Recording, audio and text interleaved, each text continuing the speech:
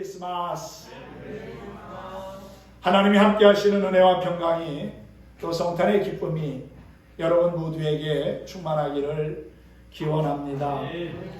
코로나 팬데믹 상황에서 맞이하는 2020년의 성탄절은 무척 낯설고 착잡한 마음을 갖게 합니다.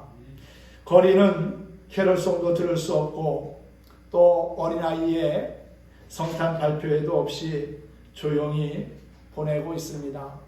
마치 아기 예수님이 탄생하셨던 첫 번째 크리스마스처럼 말이지요. 팬데믹은 우리의 일상을 이렇게 바꾸어 놓았습니다.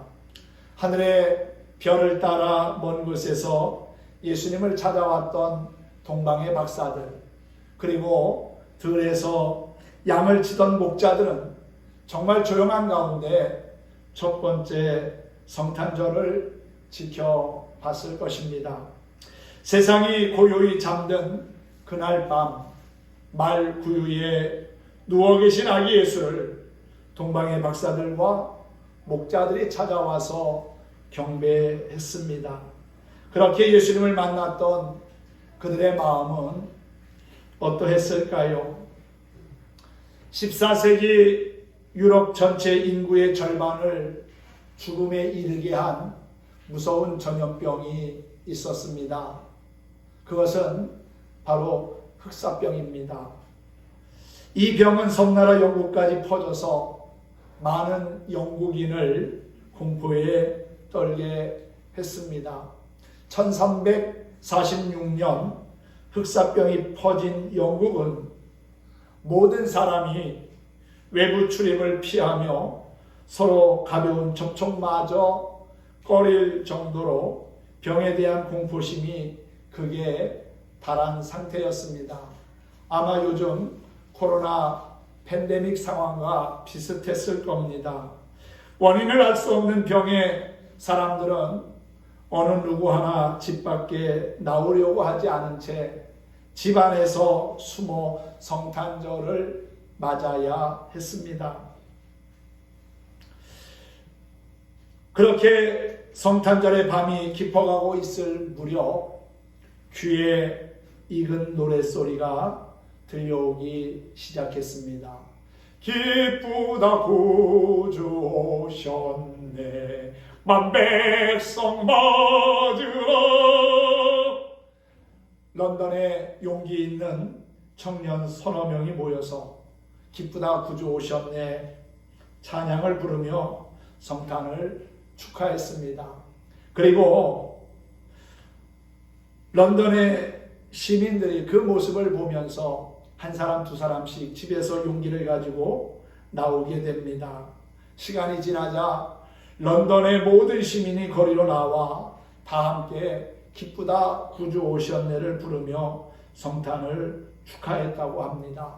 그리고 흑사병에 대한 두려움을 이기고 폐허가 된 마을을 복구하기 위해서 모두가 힘을 합치는 놀라운 역사가 일어났다는 것이지요.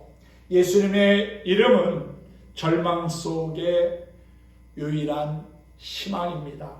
그 이름에는 슬픔을 기쁨으로 그리고 근심을 찬송으로 바꾸는 힘이 있다는 사실입니다.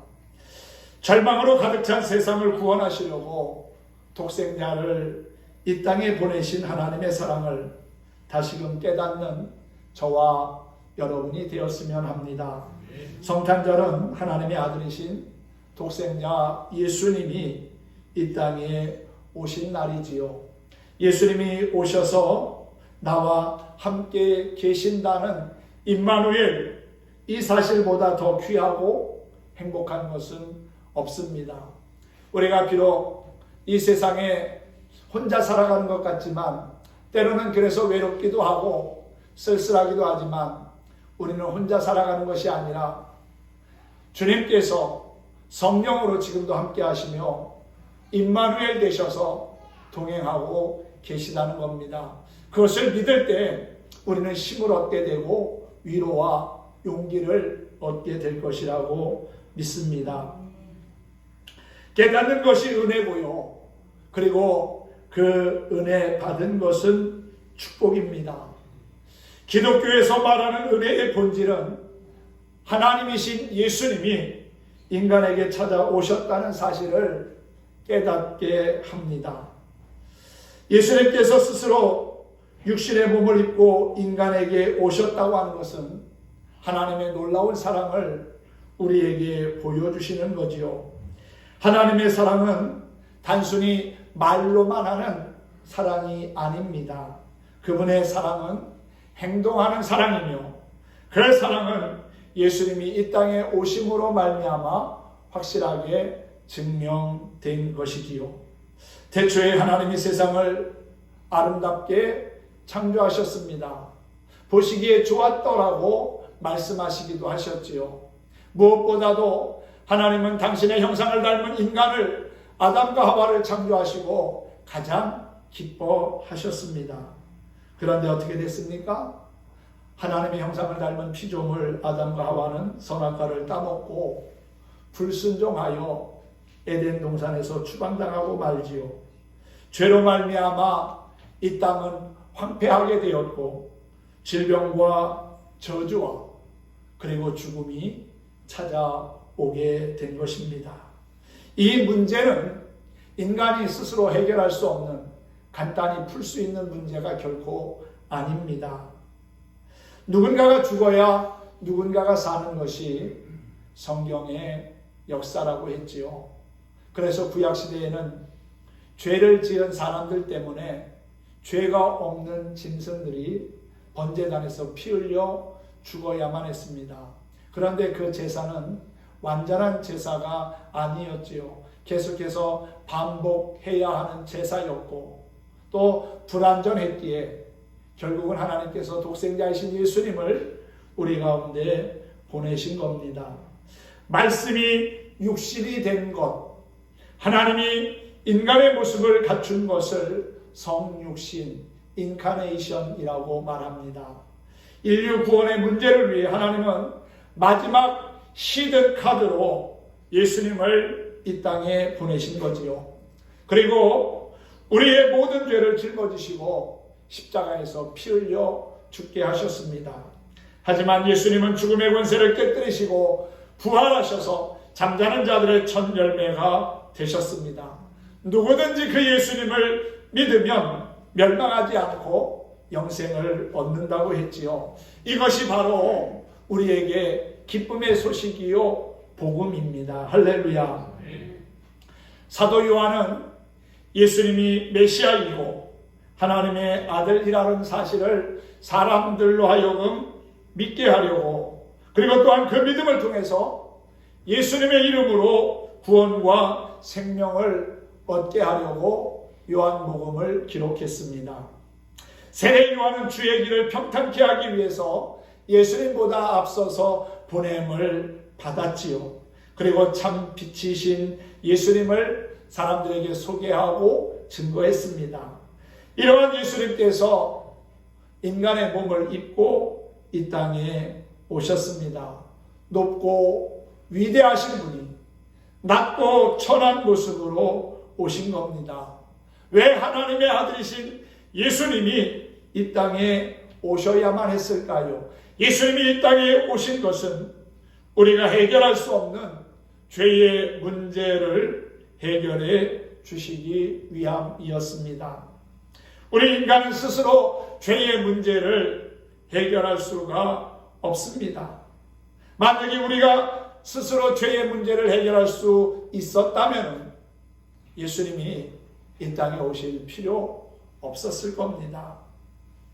하지만 우리 스스로가 죄의 문제를 해결할 수 없기에 하나님은 독생자이신 예수님을 보내시게 되었고, 그 예수님을 누구든지 믿기만 하면 죄사함과 더불어 영원한 생명과 구원을 얻게 하신 것이지요.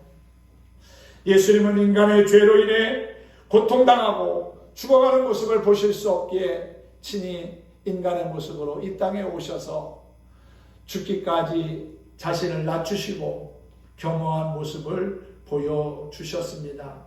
그것은 하나님의 무조건적인 사랑, 아가페의 사랑에서 비롯된 것입니다. 요한일서 4장 10절 말씀을 보면은 사랑은 여기 있으니 우리가 하나님을 사랑한 것이 아니요 하나님이 우리를 사랑하사 우리 죄를 속하기 위하여 화목제물로 그 아들을 보내셨다 그랬습니다. 내가 하나님을 사랑한 것이 아니라 그분이 우리를 사랑하셔서 독생자이신 예수님을 보내셨다는 겁니다.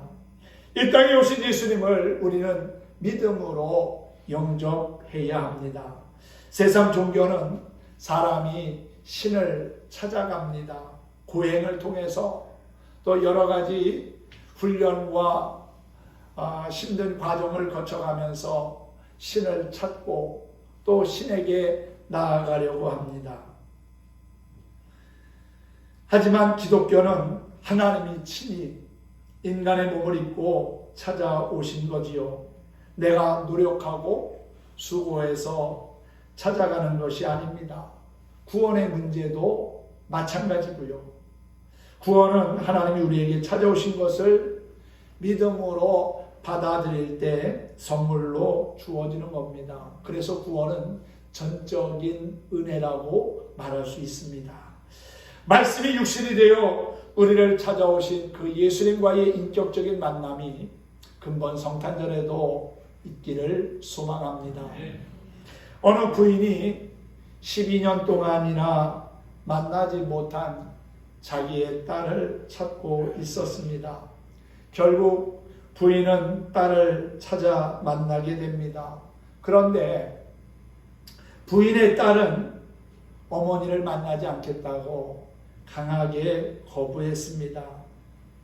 왜냐하면 자기가 8살 때 어머니가 고아원에 자기를 버렸다고 생각하고 있었기 때문입니다. 딸은 말합니다. 어머니는 내가 8살 때 고아원에다가 나를 버렸습니다. 내가 앞을 보지 못하는 맹인이 된 것을 알고 버린 거지요. 저는 그런 어머니를 만나고 싶지 않습니다. 거칠게 돌아앉았습니다. 그러자 어머니가 손으로 더듬더듬 딸의 얼굴을 만지기 시작했습니다. 딸아이는 그 어머니의 모습을 느끼며 깜짝 놀랐습니다. 어머니도 자기처럼 앞을 보지 못하는 맹인이었다는 사실을 뒤늦게 알게 된 것이지요.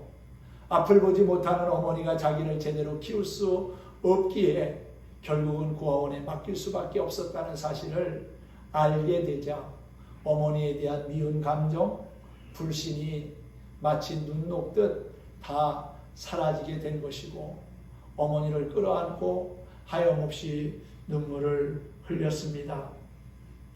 우리도 예수님을 보면서 예수님이 어쩌면 이렇게 나와 똑같이 닮았을까? 그렇게 생각하며 놀라게 됩니다. 예수님은 우리가 조금 더 거리감을 느끼지 않도록 우리와 똑같은 모습으로 찾아오셨다는 것이지요. 영광스러운 하나님이 우리를 구원하시기 위해서 우리와 같은 모습으로 오신 겁니다. 자신과 같은 형편과 처지에 있는 사람을 보면은 참 마음의 위로가 되지요. 저 사람도 나와 같은 아픔과 상처를 가지고 있구나.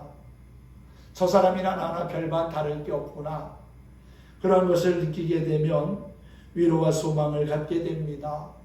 우리와 같은 모습을 가지고 같은 형편에 처하셨던 예수님은 우리를 이해하실 뿐만 아니라 우리의 문제와 아픔, 그 모든 것을 공감해 주십니다. 공감하는 것 그 이상으로 우리와 하나가 되시려고 우리 가운데 찾아와 주셨다는 사실이지요. 해마다 크리스마스가 되면 자주 인용이 되는 외국의 연극 이야기가 있습니다. 빈방 없어요 라는 주제의 연극인데 그 연극의 주인공은 랄프라고 하는 정신지체아이였습니다.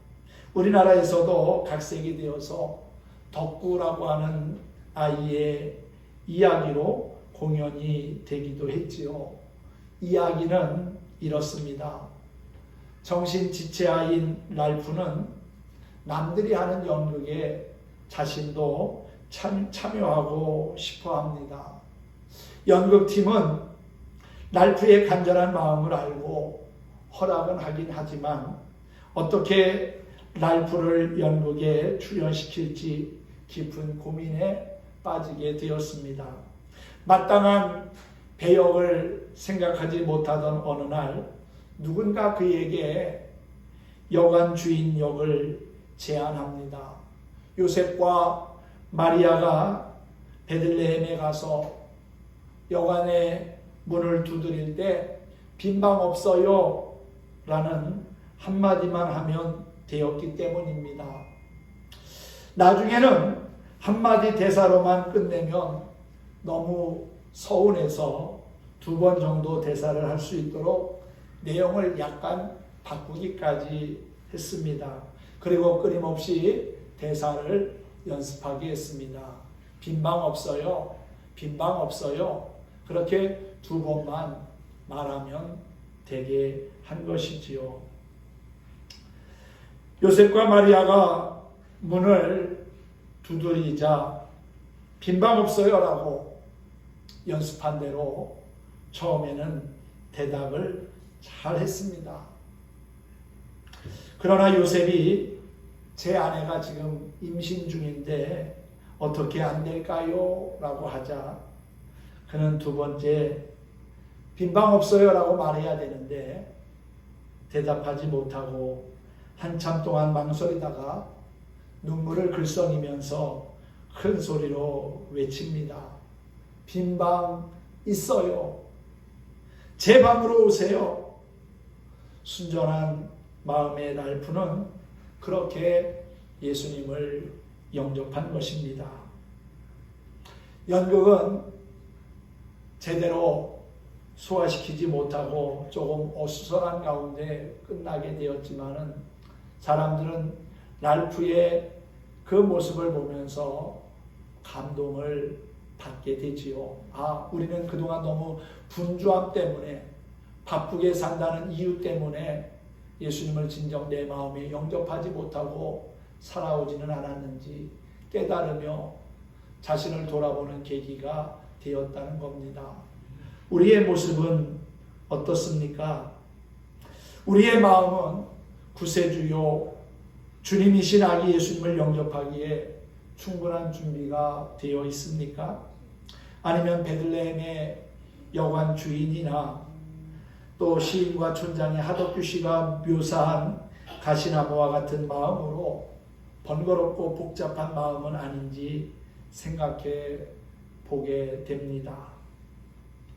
2000년 전 베들레헴에는 호적 등록을 하기 위해서 많은 사람들이 모여들었습니다.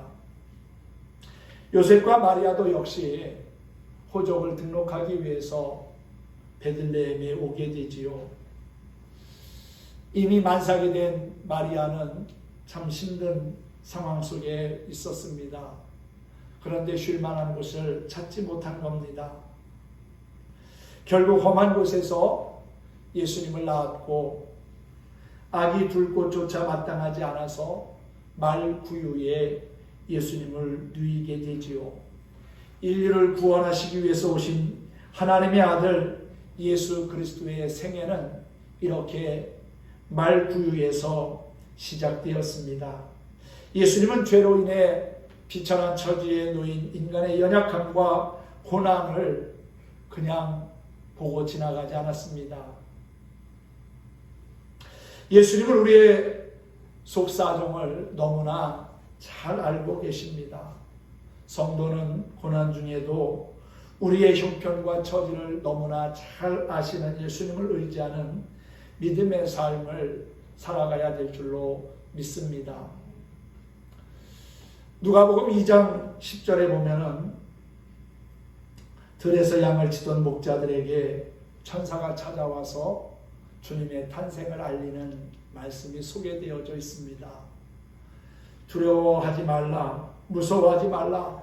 보라, 내가 온 백성에게 미칠 큰 기쁨의 좋은 소식을 너희에게 전하노라. 이처럼 예수님의 탄생은 온 백성에게 그리고 모든 사람에게 미치는 정말 큰 기쁨의 좋은 소식임에 틀림이 없습니다. 메시아는 사람의 모습으로 이 땅에 오셨습니다. 아기는 평화와 겸손의 상징이기도 하지요. 그분은 겸손하고 낮은 모습으로 세상에 오셨습니다.